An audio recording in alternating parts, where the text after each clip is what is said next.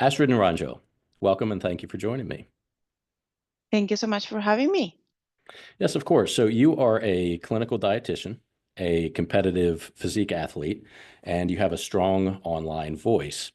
Tell me a bit about your academic and your professional background. Do you want the short story or the long story? Give me the long story. I want to know as much about you as I can for context of our conversation. Sounds good. So back in when I started my profession, basically was around probably 10 years ago, a little bit more than that. I would say 13 years ago.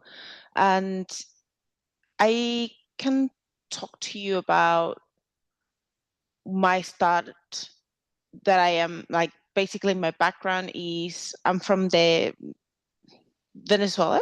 So I am actually from South America and I moved to Australia about 13 years ago. And I literally had to create my life from scratch again when I moved here because English was not my first language, of course. So I had to learn a new language completely after already being relatively old. I wasn't 10 anymore, and it was a little bit more of an extra challenge. So that was one thing that I did, and obviously I had studied my career as a dietitian back home, and I had to do a master's degree somehow to kind of like level up, and at the same time, because the health system in Australia was different, it kind of like made sense to do something that would kind of put me up to date to what it was around the system in Australia. So I did a master's degree, which also taught me a lot of different newer skills that I didn't have before. Mostly of those were behavior change, nutrition research, understanding and reading papers and the evidence behind all the statements, nutrition, lots of different extra stuff that I think it was helpful to know and master now that this is something that we need even more nowadays. It's just really understanding who is talking the truth, who is saying bullshit, how to overcome those lies or myths and actually give you the best truth behind what is truly that topic in specific. So that is my professional background. It's my story. On top of that, obviously nowadays I work as a clinical dietitian in a hospital. This is a rehab and mental health hospital. That is at about 20 hours a week that I do. On top of that, I work as a clinical dietitian in a bariatric surgery clinic. So I work with lots of different clients and patients that are undergoing bariatric surgery to lose weight, and all the procedures and the follow-up and the management of the behavior and thoughts when it comes to truly find sustainable and long-lasting results finally. And the biggest part that I do a lot of is my online nutrition coaching, which is almost full time as well. So I'm like divided in so many areas, but at the same time, all of these different things that I do are slightly different, but they sort of make me be who I am and complement all the different areas that I enjoy working in. So the nutrition online coaching is one of my favorite because obviously you're getting people who are wanting to change. They're looking for you. They want to work with you. And it's a completely different experience because it's one-on-one, is a relationship that you build on a weekly basis. You're talking about their struggles. You're trying to overcome those mental narratives and barriers and things that are keeping them stuck for so many years. So we break those things within the coaching, and that's something that I am really passionate about. So that is the third thing that I do. And taking that on the side, when we think about roles or professional jobs and things that I do my social media on the side, which is another passion of me, just really trying to break through the information that is a myth that are out there, and educate about so many different things to bring people to a happy balance, because we tend to see that unfortunately social media brings a lot of extremes.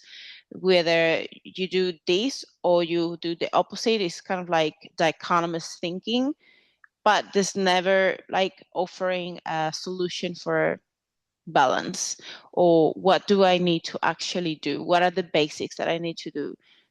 Sometimes it's just like we hear never eat this and never do that, and eat this and don't eat that, avoid completely this. So you end up eating air because everything is bad for you according to someone. So that is something that truly drives me to show up every day and bring at least one piece of information that if I can change someone's life, even if it's just one person, or help someone with my message, that makes my day. That is mission accomplished. And I started bodybuilding competition officially last year, and I did my first debut in IFBB, and I did an natural bodybuilding Australia as well. I did place very well, won my pro card in the NBA, the Natural Bodybuilding Australia, in the wellness division, and I am going to start again my prep next week. So really, really excited about it. I've got a bit of a higher goals to achieve this time, because obviously it's the second time I'm going to do my first pro debut with the NBA, and I want to do a much better placing in the IFBB, which I did well the first time, but I think this time I can do better now that I know what to expect and how to prepare for it. And lastly, I am going to be aiming for potentially in November for an international bodybuilding show in Australia. Not in Australia, sorry, in Japan, which is the Amateur Olympia in Japan. So maybe I'm shooting too high, but those are the goals. You are a busy lady, passionate and dedicated, clearly. So your last prep for your long prep, huh? It was very long, 40, 40, 46, 36 to 42 weeks in total. So what are your plans, and how's that going to change this time? It's going to be shorter for the first show. It's because I don't have to lose that much body fat anymore. I've kept relatively lean since my last show. I just put on probably 6-7 kilos, and I've managed to stay fairly lean. But obviously I couldn't just keep up with like that leanness. That is just unsustainable when you are like show ready. So pretty much straight away after the show, I put on like 2 to 3 kilos. I needed to just feel good and feel alive again. And progressively, I got into a build phase to just try to improve as much as I could within the limitations of the time before the next prep, to optimize certain areas that I think I could do a little bit better. So mostly shoulders and lower body, glutes, hamstring, squats. Did a little bit of work on there in that building phase. I got up to from 57 and a half, got to all the way to 62 and a half. So I've been holding steady at 60, 63, 62.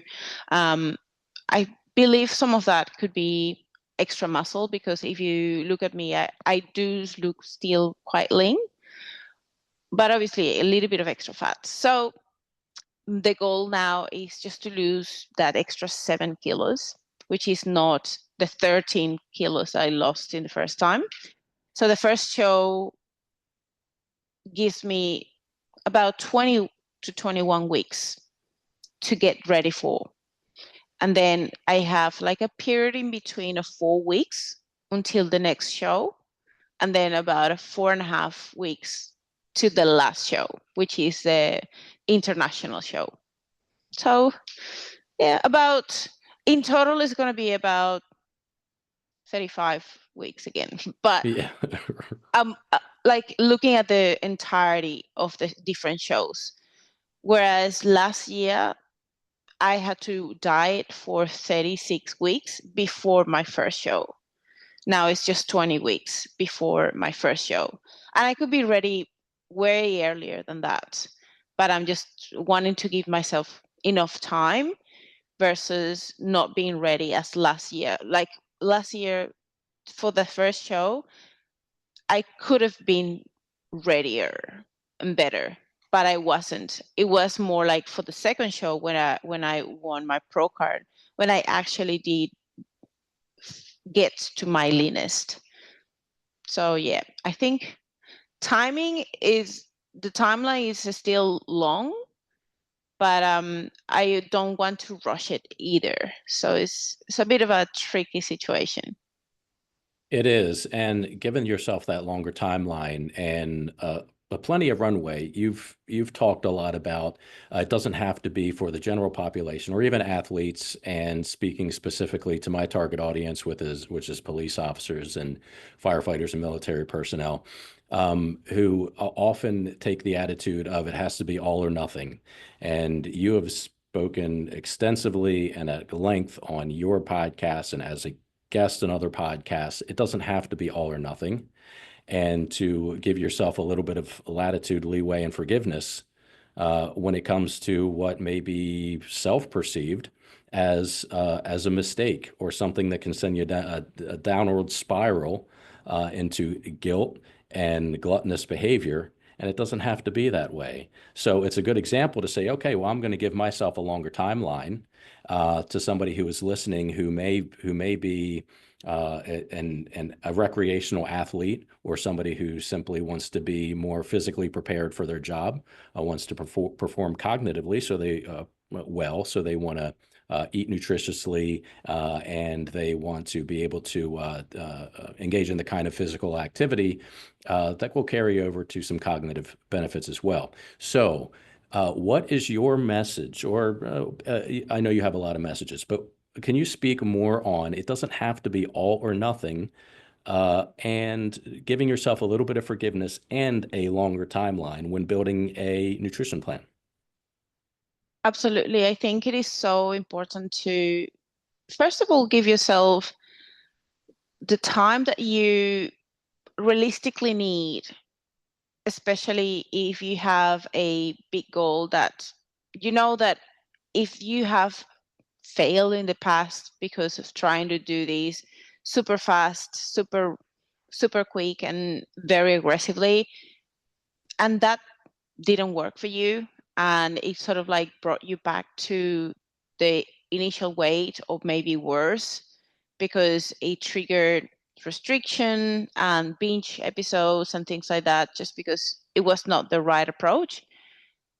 That is probably when I would say you definitely are worth it, and it's good for you to just give yourself the time to do something that is not just going to change your physique, because anyone can lose weight. Anyone. The problem is not everyone knows how to maintain that weight loss. And that's why we see a lot of people lose it and gain it back.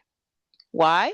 Because the problem is they didn't learn or change what actually drives their weight management and their weight fluctuations or the weight gain, which usually is a combination of something that I call the perfect trifecta: mental on mindset, behavior, the behavior component, the movement and exercise component and the nutritional component. So if we do have these three pillars or this trifecta, if one of these three things are out of range or not aligned, or it is not addressed or doesn't change, it is very likely that whatever you do, any diet you do, any weight loss that you achieve, is going to be very short-lived, and it's going to just let you back to where you were before. So when you think about sustainability and giving yourself some grace and changing the mindset of all or nothing, working on your self narrative and your self identity, and visualizing who you want to become, who you want to be, what are the things that you want to master, and showing up as the person that you want to become, that takes time. That doesn't happen overnight. And in a very short timeline, is very unrealistic for those changes to actually happen and sink in. And I think one of the reasons why I did my prep was to feel what it feels to get into a journey. And any journey is going to have roughly the same challenges, especially with thinking about improving your body composition or weight loss. And you start from a point where sometimes you have a very big ambition of, well, I want to look that way. I need to get to that specific goal or body fat. I really want to look better in my own skin. But when you start, you can't see it. It's like it's very blurry. You see, you want the end goal, but you can't even visualize it yet. You don't see it, especially if you've never been there before, if you haven't been that lean or you haven't lost that much weight before. But that would be like your healthiest, your ideal. So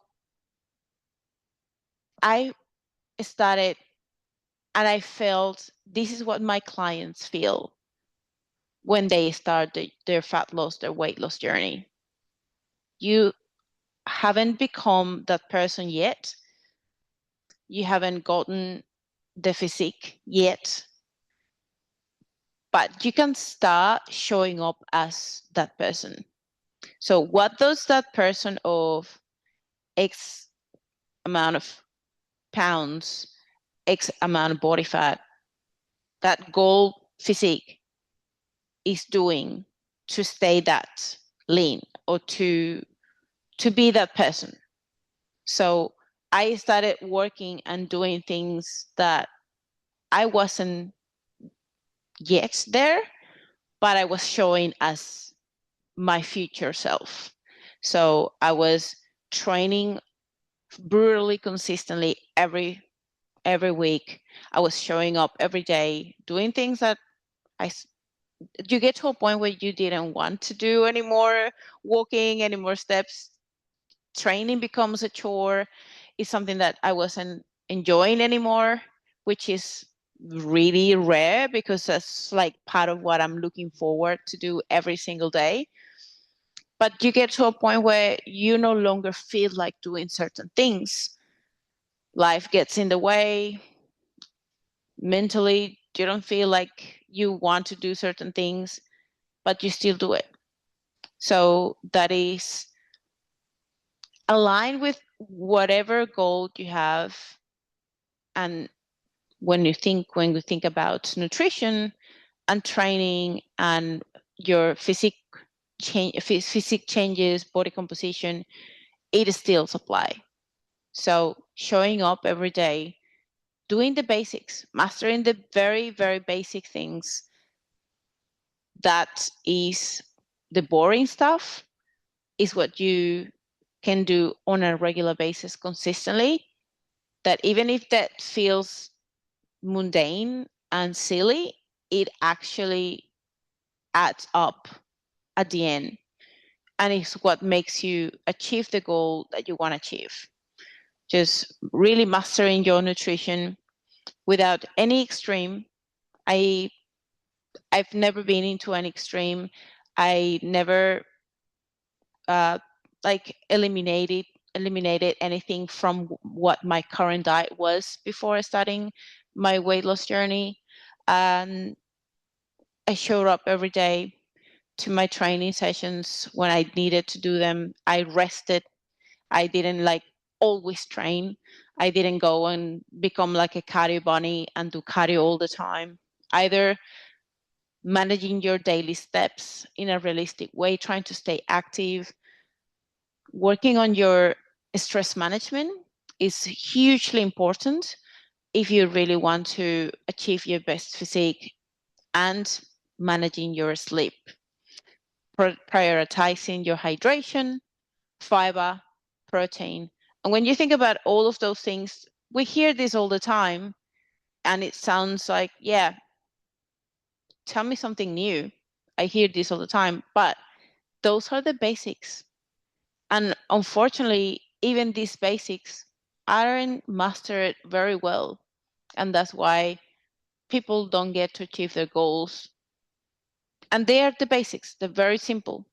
They're simple in when we think about them, and they are just like something we hear all the time, but they're not as easy to master consistently. So that is my other point, consistency, which is another word that we hear all the time. And it sounds, again, very repetitive, very mundane, but it's the biggest thing that is going to allow you to achieve your goal. So easy to hear it, but actually isn't as simple or as easy to do it every day, because you're not going to have motivation every day. So when you don't have motivation and you still have to show up and still do these basic things consistently, it's really hard.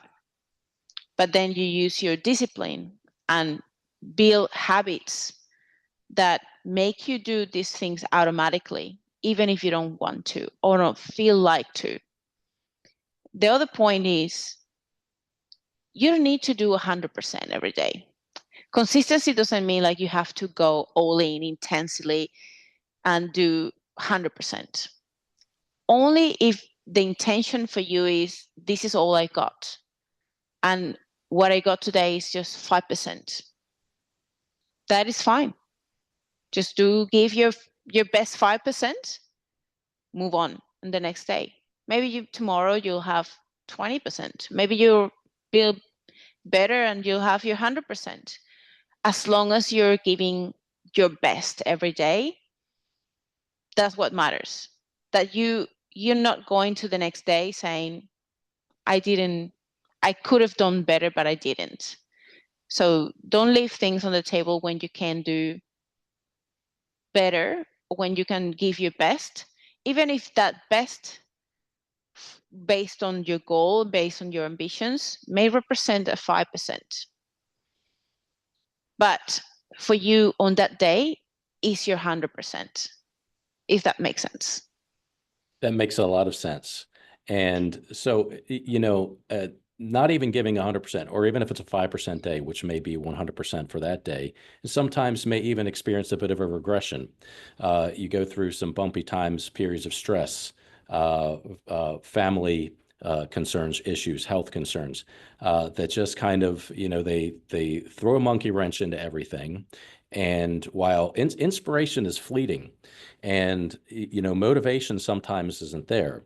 And as you talk about the trifecta of behavior change, or behavior, mindset, movement and activity, and nutrition, and the big boring basics that go along with it, and the consistency that really make the outcome, and the implementing habits and lifestyle choices and behaviors, to your point, for the person down at the end, at the finish line, and hopefully being able to maintain those changes that you've made in your body composition or your physique or your stress, your ability to manage your diet appropriately. Now, one of the things and the challenges is that those those who sometimes don't care about fitness, they don't care about proper diet, but their doctor says, hey, you got to clean up your diet. You need to go see a coach. You need to do some research. And unfortunately, we see that some general practitioners and family doctors, they don't even know where to point a person to go for good sound advice. So they'll turn to social media. And you've made mention of a lot of the myths and misinformation that's out there. And then people get so dogmatic and caught up on keto and carnivore and intermittent fasting and insert your favorite fad diet here. Not to say that any one of those inherently is bad or wrong, because consistency and adherence is ultimately needs to be the priority. What then can you say to the busy professional who has no history or knowledge in fitness, exercise, diet? What are the three? You already started to talk about them, your trifecta of mindset and behavior change and movement and nutrition. On the topic of nutrition, somebody who works shifts in a hospital, for example, a police officer, a firefighter, somebody in the military who is working extended hours and may not have time to meal prep, or so they say. I think we all have the same amount of time in a day, not quite sure on that, but that say I don't have the time to meal prep. I don't have the desire to meal prep. I don't have the facility to meal prep. I have roommates. I have a family. So what are some good, quick tips or tips that can translate into quick action for somebody under these circumstances on the topic of nutrition? The first one I would say is don't overcomplicate it. Keep it simple. Healthy eating doesn't need to mean gourmet meals or overcomplicating following extremely large fucking recipes. Like, you can just keep it super simple, thinking about a structure that you can stick to and follow, meaning if you're going to eat 2 meals or 3 meals a day, eat 3 meals a day consistently, not erratically. Like one day you eat 1 meal, the other day you completely skip meals and then you just eat dinner. You want to have a structure. So this is number one, a structured meal plan, a structured meal plan. 1, 2, 3 meals a day consistently every single day. If you want to add snacks, again, just choose things that are going to, you think you can stick to.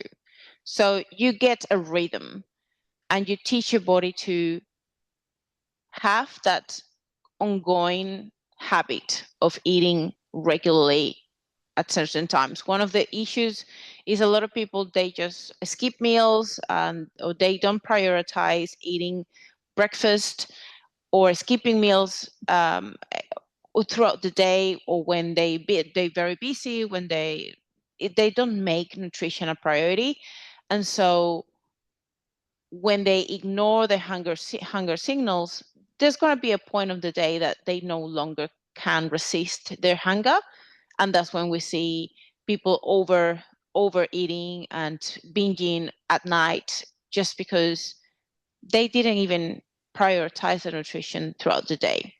So breakfast for me is likely a non-negotiable for 99% of the population. And within that, making your meals founded around protein. So protein being your foundation, or like the main thing that you should think about. And then what else can be built around that protein source? Because again, a lot of people struggle eating and meeting the protein requirements during the day. And so one of the easiest way to increase the protein intake and actually get enough is making your meals protein centered. So you think about a meal, okay, the first thing that I have to think about is the protein source. And around that, what else can I add to make it a meal? And the second point would be fiber intake. So something that it is lacking as well, especially, I don't think it's just in America. I think it is all over the world. There's no enough consistency in getting adequate amount of fiber.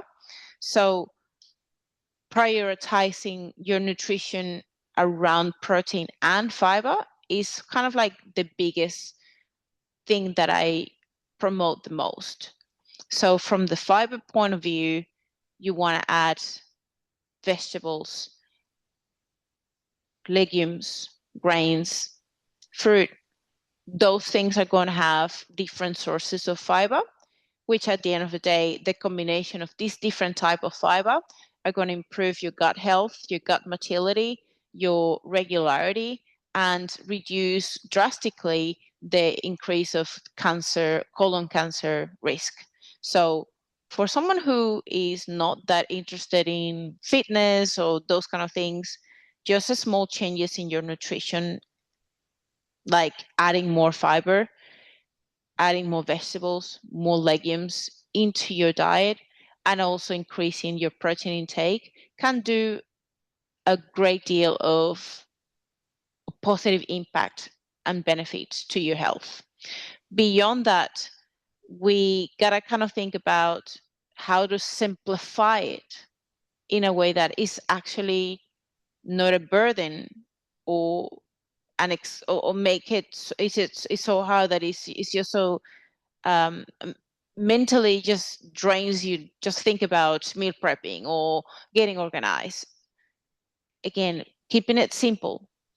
We want to think about 6 food groups, and around these 6 food groups, how can you just basically have a little bit of it throughout the day? So we have dairy, fruit, vegetables, carbohydrates or starchy carbohydrates, protein and alternatives, and we have fats. Those are the 6 food groups. What we need with these 6 food groups is basically in a plate, we have, imagine just a plate and how it is divided in 3 portions. Half of that plate should be vegetables, fiber. That's it. Any vegetable. So think about a list of 3 staples that you like from vegetables and just alternate them, vary, play with them. Okay, you like legumes, lettuce, tomatoes, do a salad, or you like it cooked, so maybe a stir fry, something like that. So just keep it simple. A lot of the times you can get nowadays a lot of these staples from the supermarket already pre-washed, pre-made, packaged, assembled. And what you need to do, your only job is to get them and assemble. Okay, I'm thinking about my plate. You can buy bags of vegetables already washed, pre-made, assembled. You just open the bag, put it in the bowl, or put it on your plate. It's done. You don't have to wash, you don't have to cut, you don't have to buy every single ingredient and spend hours doing that part, because that is already done for you. So keep it convenient, keep it simple. You don't have to overcomplicate it. Second point of your plate is your protein. A quarter of that plate should be protein. So again, think about 3 staples that you would probably go for. That could be fish, chicken, meat. Try to aim for the leanest options, especially if you're considering to reduce your saturated fat intake, mostly from ultra processed meats, or if it's like a higher fat cut of a meat, a pork, you name it. So you want to try to look for the leanest versions of these protein sources, and choose 3 that you can alternate and play with. For example, in my case, I mostly eat tuna, chicken breast, and ground beef, and egg whites. So these are my 4, and I just alternate and play with them. So sometimes I do have one a chicken breast, and I buy again. I don't cook. I don't spend time meal prepping hours on a Sunday. Like I don't do any of that. I buy everything pre-made. I buy little trays of chicken breast that is being cooked, is completely plain, and I basically just open the little tray, and put it in my food. Done. Like no prepping whatsoever. And the other point, or the last missing part of that plate, is the starchy carbohydrates or any extra or other food group that I didn't mention before. So the vegetables, the protein, and then this last one could be your starchy carbohydrates. Could be potato, rice, bread, any of that, your favorite staple. Could be fruit, could be a little bit of one and the other. Could be dairy, could be a yogurt, could be a handful of nuts. It could be whatever you want it to be in that extra quarter of your plate. So as you can see, there are just only 2 non-negotiables, or 2 things that I wouldn't change on my plate, which is the veggies and the protein. The third component of that plate, you can just play depending on your preferences, your requirements, and what you enjoy eating. So it could also be allowed, or think about what is one of my soul foods. What is something that I really, really, really like, that I would have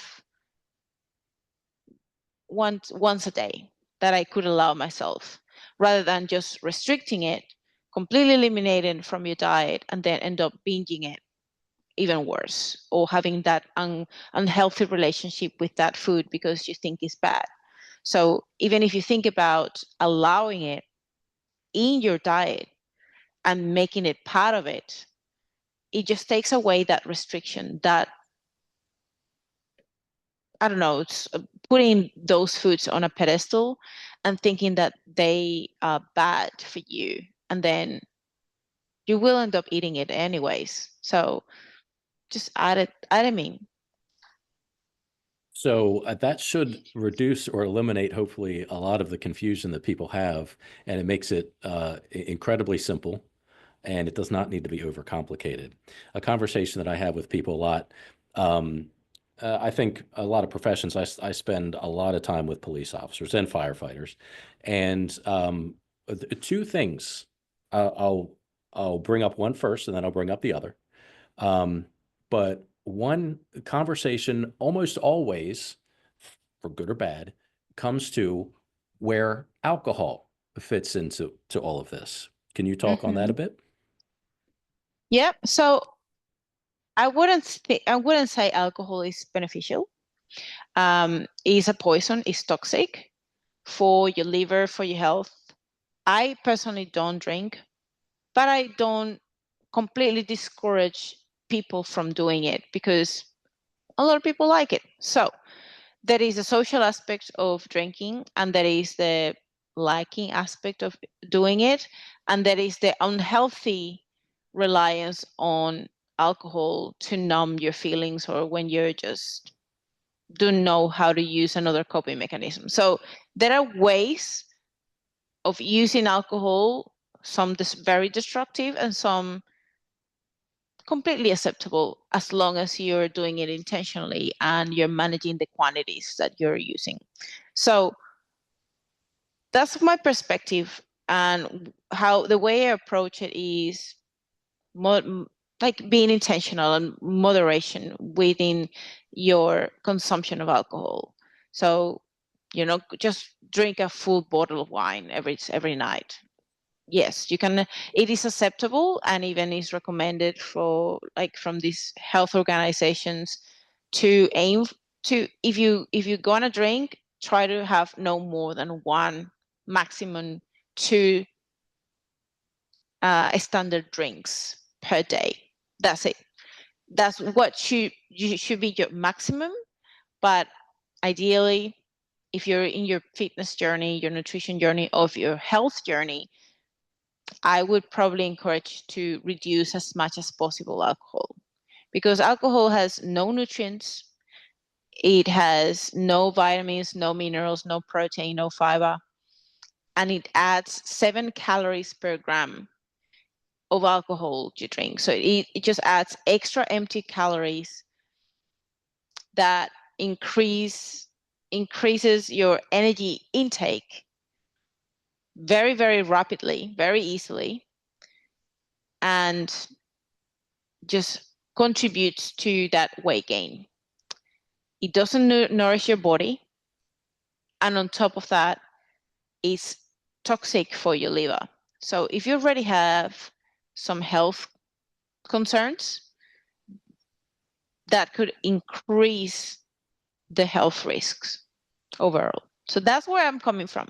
I'm not saying don't have it, but be very intentional, very mindful of quantity and frequency, and the type of things you choose, because there are different types of alcohol beverages, from things that are like very, very high in alcohol and sugar, like cocktails and things like that, that just packs triple the calories. And there are things that are super simple, like vodka, that is mostly the alcohol component, but it doesn't have a big degree of carbohydrates or sugar added. So again, there are just ranges of things. Same with beer. Beer, you'll have a lot less amount of alcohol, but there will be a lot more carbohydrates and sugar added to it. So it's not filling, it's not satiating, is not great for your cognitive health or for your overall liver health. So I personally discourage it, but it is what it is. Like, you can't go against society. So if you're gonna have it, just be very intentional about it. Have it in moderation, and don't have it every day.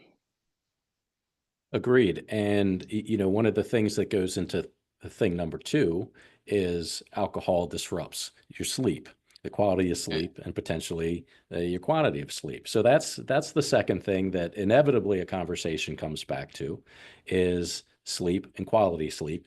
You mentioned it earlier: rest, time off, stress management, and sleep is arguably, and at least anybody who you talk to around my workplace knows that I'm the sleep guy, and I preach sleep, and I encourage sleep. And despite people who use the old phrase, "Oh, you sleep when you're dead," no. It doesn't. Dr. Matt Walker said, "The shorter you sleep, the shorter your lifespan." Talk about the importance of sleep, not just for the general population, not just for athletes, but for everybody, minus maybe the very, very small percentage of people on this planet that are considered short sleepers. Otherwise, talk about the importance of quality and the quantity of sleep. Well, sleep is just so important for the restorative aspect of your entire body. It gives your body time for complete reset, recover, rest, and on top of that, just add the benefit of being able to, for a period of 6.5 to 8.5 hours, to let your brain shut off from the conscious aspect of it, and being able to internally work and clean up and detoxify and refresh all these different things that are happening in your body and in your brain and in your CNS, and how this benefits you to just wake up in a recovered, fresh start and being able to perform your daily activities well. We know from research that when we don't sleep well and we are chronically sleep deprived, there is a higher chances that we have of having a really high appetite, poor satiety, and not being able to feel satiated. Even if you eat adequate, you're more likely to not be satisfied, satiated, and you're more likely to overeat and have bigger and higher cravings from just higher palatable foods, higher calories, sugar, ultra processed foods, because your body is looking for that compensation, that reward, that part that is missing from the rest and the sleep that wasn't given to your body. So your body's just like seeking dopamine and seeking extra push to get you through the day, and it just automatically thinks sugar, quick things, caffeine, things that are just going to get you moving through the day to survive the day, when you should have just gone to sleep and rest and recover. I know it is challenging for those that do shift work, but if you are able to have a very solid structure and consistent routine within your upside down different time zones and your shifts, you can still do pretty well. The biggest thing is, again, playing with your nutrition in a way that allows you to have a relatively consistent eating pattern that respects and understands the physiology and the digestion, and allow your body to still have that consistency. Breakfast, lunch, dinner, even if that means that they are in a different time. But if you make it consistent and you still honor a time to rest and recover and sleep, you are much likely to survive your shift work and do well. So there's that word again, consistency. And consistency can mitigate a lot of the things that life throws at you, including shift work, including lack of motivation, including lack of knowledge, or the intricacies of, somebody like you or me who might geek out on this stuff, and somebody who's just like versus somebody who's like, I don't care, I don't know, I don't care, but the consistency. I want to shift gears a little bit. And you've been open about your past struggles with disordered eating. If you're comfortable talking about it, can you kind of give us an idea of what you experienced and some guidance as to how somebody who may be silently struggling with obsessive or disordered eating, and how they may be dealing with some of those struggles and challenges. Can you speak to them as well as your personal journey?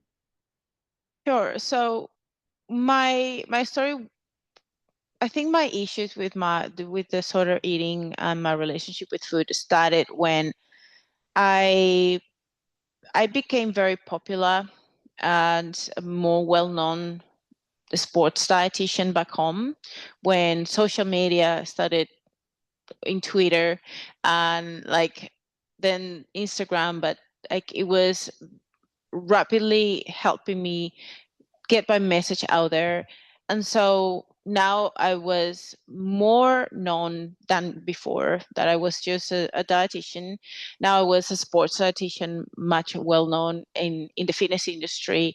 And I felt the need to keep a body that would be, just by seeing it, it would say, oh yes, she knows what she does.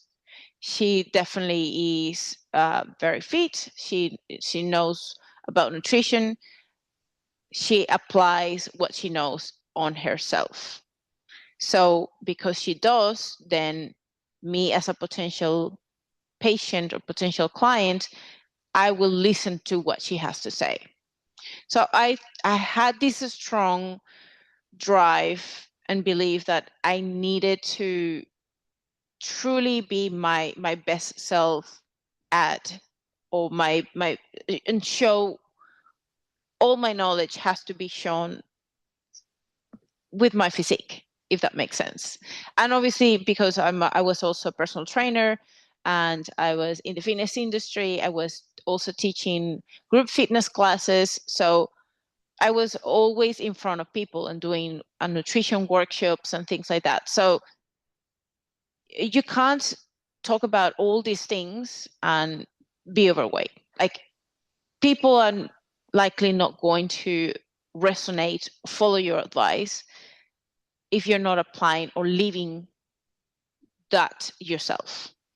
So I think I got to the point that I took it very seriously, and to the point that perhaps the story would have been different if all these myths and extremes that we talked about would have been solved and debunked back then. Back then, there was not much of that research, people translating research into simple things, in simple words. It was just like the usual advice from gym goers and like your bros. That was it, kind of like the nutrition and the extremes that you would follow in the past. And so I really wish back then, even as a dietitian, I don't think there was all of these different things that I was following that doesn't get taught in university. So there's a lot of things that you just learn in life. So one of those is like, you could actually enjoy something that you enjoy, and that's not going to ruin your diet. That's not going to make you fat if you eat it in your deficit or in your diet. I wish I would have known that, because otherwise I wouldn't have eliminated so many stuff that I thought they were bad for me. And I thought, like, I can't eat cookies, or I can't eat my soul foods, my favorite foods, because they are bad for me. They have a lot of calories, and because they're bad, even if they fit into my diet, they're just going to make me feel fat. They're just not going to make me stay, quote unquote, lean as I am. But again, everything fits in a healthy diet. Even the things that we consider, quote unquote, higher calories, higher fat, chocolates, cookies, sugar, that can fit perfectly into your diet as long as it fits in the context of your healthy diet. 80-20 rule. 80% of your diet being very nutritious, and higher calorie foods like your cookies, things like that, being the 10%, 10 to 20% of that extra part that makes you happy and just gives you that sense of pleasure. And it doesn't have to be every day, but if you are thinking, okay, what is a happy medium where I can eat all the foods I enjoy, just making that rule allows you to still enjoy some of the things you enjoy, but also prioritize what matters a lot more, which is that 80% nutritious, higher protein, higher fiber, nutrient dense foods overall. So I think I deviated a little bit, but it's kind of like trying to make sense of why I did what I did. I probably think some of that was because there was no advocates for this happy balance. And so looking into the things that I did, I basically just eliminated a lot of foods. And if I ate something, I would feel like if I ate a cookie or Nutella or something, mentally I was already feeling I was getting fat instantly. And that obviously doesn't happen. That is just like was all in my mind. But your mind is so powerful that you can actually feel somatically the symptoms and effects where you believe strongly that something is happening. So that's where I was at that point. I did do a lot of deep work when I moved to Australia, when I literally was no one anymore. I had to start from scratch. No one knew me. I was no one here. And so that strong belief that I had to be fit for someone else or to show up as the public figure, no longer was there. And so I kind of like had a period of time where I could just center myself on recovering and putting myself into the deep work of improving my relationship with food and healing those areas, which at the same time is where more of that evidence-based nutrition started to come out with the big names in the industry, from researchers like Alan Aragon, Brad Schoenfeld. We have Lake Norton and Brett Contreras, way more others that started speaking and increasing the reach of the evidence-based nutrition, fitness, and training. And it started making so much more sense and much more balance that I got to a point where, okay, now I feel like I have gotten to a really healthy, happy place. And that's probably where I think people would benefit from. It's just being open to know that it doesn't have to be all or nothing. It doesn't have to be completely extreme behaviors because of there's good things or bad things. It is all in the spectrum. And so we gotta, like when we talk about eating disorder eating, we also need to understand the ramifications of it, the driver of that disorder to begin with, but also understand that there are different type of eating disorders and they are not created equal. So in my situation was more like binge purge type of behavior that disorder eating mostly from like a body image distortion, which could be either bulimia or could be on the other X spectrum, anorexia. But it doesn't have to necessarily be 100% related with food itself or body image. It could be associated with like a mental illness or something that's related to genetics or a mental cognitive insufficiency. We don't really have like a very specific diagnosis, but there are different eating disorders, and each one of those are treated very specifically based on what the main cause of that disorder was, if that makes sense. It does make sense. And that is a complex topic that could take, oh, geez, people spend decades of their life, personal experience, studying and training and educating on this. It's also a heavy conversation as well. And for some people, Yep. it can be very sensitive as well. That just the mere topic and conversation of food and calories and macronutrients, it can be sensitive for some. So We'll wrap up here, but a very, very important question, arguably the most important question of all, is what's on your playlist when you train? You will laugh, but my playlist is it's weird because I have a random list of music on my phone that I have downloaded over the year, and that's what I hear and listen to all the time. Like I don't use this like YouTube playlist or Shopify. Or, I don't know these things in the internet. So a good number of songs and music I like because they're so random. Mostly like Queen. I love Queen. Um, but from there I can listen to a Disney song, and I love Disney. So it's just very random. To pop rock to honestly, it's just very weird. And like within my playlist could be a romantic song, merengue, salsa, like it's all over the place, reggaeton.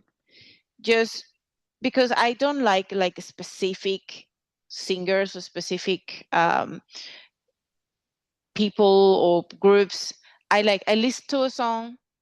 If I like it, I download it and I put it in my playlist, and it starts accumulating with different topics, different songs, different genres. Like it's just random. It's just really, really strange.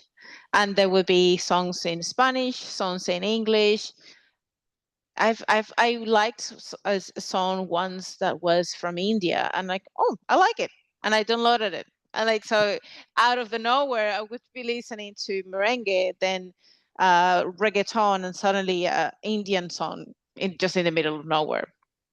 Like it's just very weird. And then uh, Moana from like Disney, and it's just there. Like it's random, but hey, I don't know. It's just like if it's good and I like it, it just makes me wanting to listen to it. Um, but yeah, and it's just also depending on the season I am at. So like sometimes there's like a song going on and it gets so sticky that you end up downloading it and it gets added to your playlist. Like recently, this guy Benson Boone or something like that, he's got like beautiful things and cry and another things like those songs. I really really like his style, so I downloaded them. Then I have like a list of 5 6 songs of the same singer or the same group, just because I like in that particular time the list of songs. Um, 2 years ago, or 1 year and a half ago, it was all about Queen. So I had like a full playlist that I downloaded from Bohemian Rhapsody to Want to Be Free, like all these songs. It was like one back, and then reggaeton. It's just weird, but yeah, Yeah, when I'm when weird. you download over the course of years, songs and genres and things, and then hey, but I'll tell you, you do a set of heavy squats, and then a song from Frozen comes on, and you're vomiting over here in the corner. It's the random nature of what's on my playlist. Also, it's fun, but okay, awesome. So, where can people follow your work, get in touch with you for coaching, or seek out your educational content? My Instagram is where I'm the most active on. Astrid, the Fit Dietitian, is where I post daily all my educational content, value content. I talk about. I always try to give one piece of advice or message to take away one every single day, even if it's just one little thing that they can take away. To me, that means that I've done my job well. So that's where you can find me. I do have a YouTube channel. I do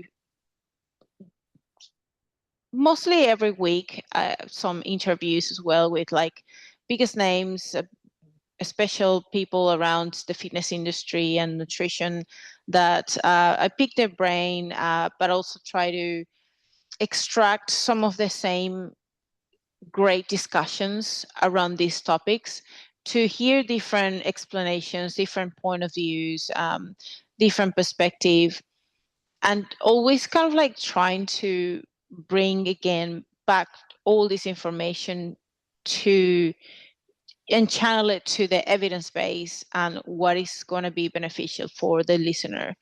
And that's something that I do enjoy a lot as well. So I have a YouTube channel. If you search my name, you will find me in there. Interviews, also like personal solo podcasts that I've done as well, educational content, and my Instagram. All right. Well, awesome. Astrid, thank you very much for chatting with me today. It's been a pleasure, and we'll talk soon. Thank you so much for having me.